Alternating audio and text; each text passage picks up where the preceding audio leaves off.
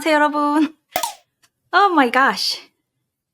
ADHD에 대해서 우리가 잘 모르는 건 뭐고 좀 알아야 되는 건 뭔가. 그것만 해도 엄청 도움되지 않았어요? 그것만 해도 좀 자식이 좀 달라 보이고 자신에 대한 좀 희망이 생기고 그런 사람 없었습니까? 그런 다음에 오늘 이제 약물 치료 시작하셨으니까 뭐를 봐야 되는지. 이 영상은 오직 교육 목적으로 제작되었습니다. 임상적 판단이나 조언이 아니므로 그것에 사용하는 것은 부적절합니다. 임상적 진단과 약물 치료는 꼭 의사와 상의하셔야 합니다.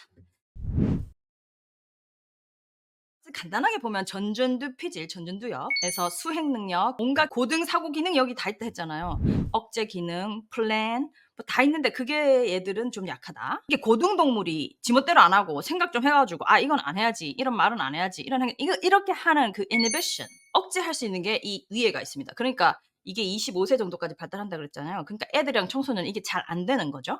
ADHD도 gradient에 있다 그랬죠. gradient 진한 때부터 연한 때까지가 있어요.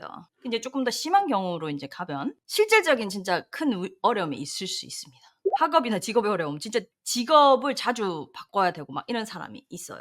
그 다음에 사회적 관계 어려움이 있어요. 여기 편도체도 좀 연관이 돼요. 그래서 다른 사람 감정을 잃는다거나 그런 게 좀 잘 안 될 수가 있어요. 그 다음에 그런 상황으로 계속 가다 보면 아무래도 자존감이 저하될 수 있죠. 불안, 우울이 같이 올 수도 있고, 우울이 그것 때문에 올 수도 있고, 처음부터 같이 있는 애들도 있지만 2차적으로 오는 경우가 꽤 많습니다.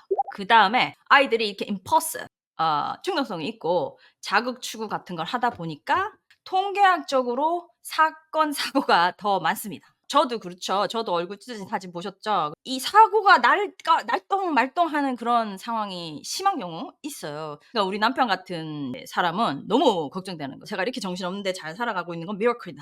계속 미라클이 있다가 미라클이 한번 없을 수도 있어요. 그러면 사고가 날 수 있는 거야. 진짜 운이 안 좋은 사고였으면 사망까지 이를 수 있잖아요. 실제로 통계학적으로 이런 게 조금 더 높게 나타납니다. 그리고 이 사람들이 도파민이 원래도 낮으니까 도파민 나오는 걸 좀 추구하는 경향이 있어요. 제가 사람이 도파민이 없는 상태 되게 견디기 어렵거든요. 우리가 보통 도파민이 이만큼 나와주고 있어요. 이렇게 여기 나와주고 있단 말이에요. 보통 때도. 그랬다가 보상이나 뭐 기쁜 일이 있으면 이렇게 올라가는데 이 사람들은 보통도 낮고 보상을 받아도 잘 안 나고 이러니까 이게 뭔가 그걸 찾고 싶어 하는 거죠. 그래서 조금 더 술, 담배나 우리나라에는 흔하지 않지만 이제 미국에는 흔한 그런 물질 사용 장애 위험성이 이제 아닌 사람에 비해서 좀 올라갈 수 있다. 그리고 시간 개념이 없댔잖아. 인과관계 하기가 어려워요. 지금 이렇게 하면 내년에 뭐가 되고 지금 이렇게 하면 한 달 뒤에 뭐가 되고 이게 참 어려워요. 뒤에 되는 게 잘 안 돼. 저희 같은 경우는 남편이 많이 도와주고 있습니다. 세금 페이 이런 거를 저한테 맡겼다. 그러면은 이게 이제 빵꾸가 날 수 있습니다. 사실 저 혼자 살 때는 빵꾸가 좀 났었어요. 그래서 이게 심한 ADHD가 있으면 이게 상당한 문제를 일으킬 수 있습니다.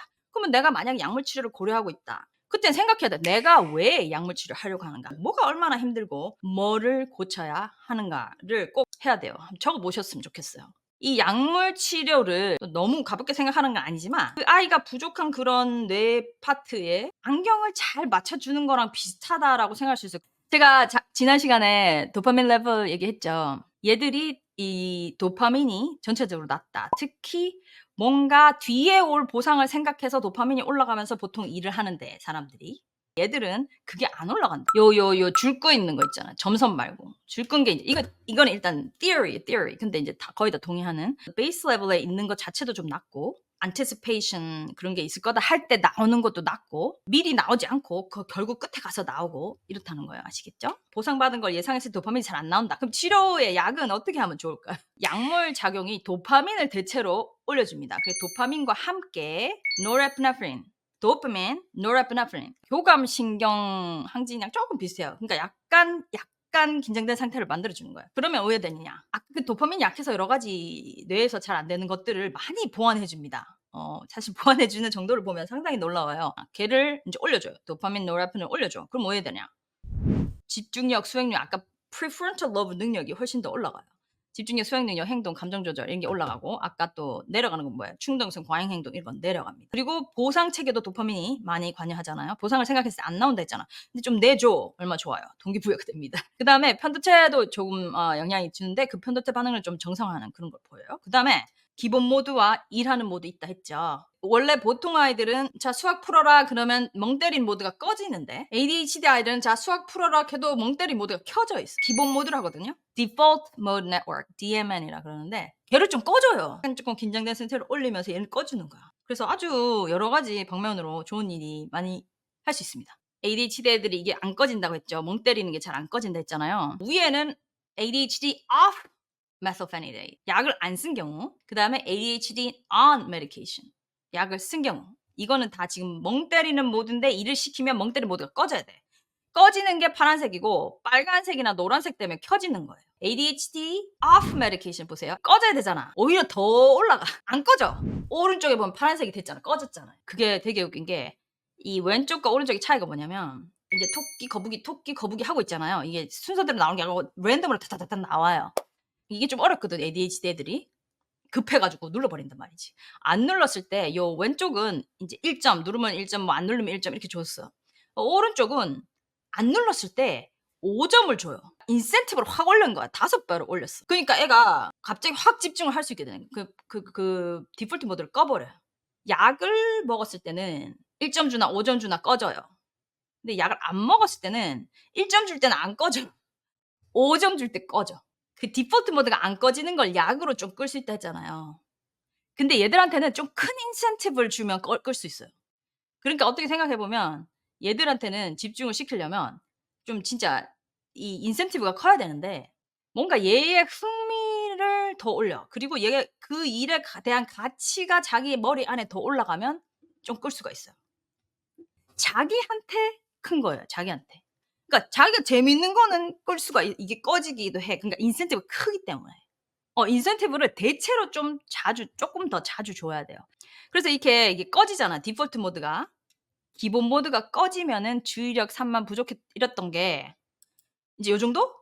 20개 있었던 게 4개 정도 남고 싹 꺼지는? 스웨덴에서 15만 명 ADHD 있는 사람을 팔로우했어요. 아이부터 어른까지.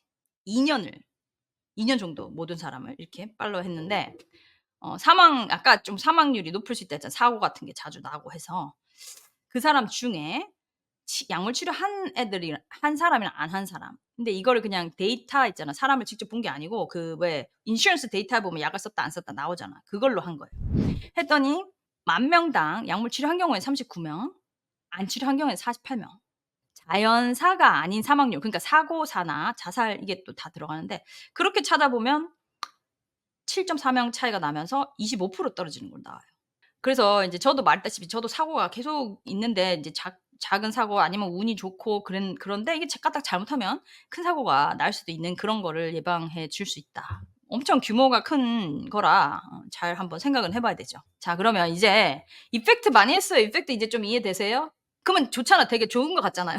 사실 좋아요. 이 사실 ADHD 그 stimulant medication만큼 이 안 좋 그 부족한 파트를 잘 맞춰 주는 것도 잘 없어요, 그런 약도. 그래서 이거 효과적으로 말하면 진짜 효과가 큰 편이고 좋은 약이에요.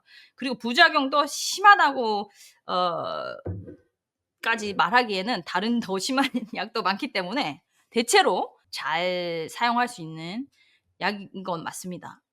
그래서 약을 너무 두려워하지 마세요, 진짜.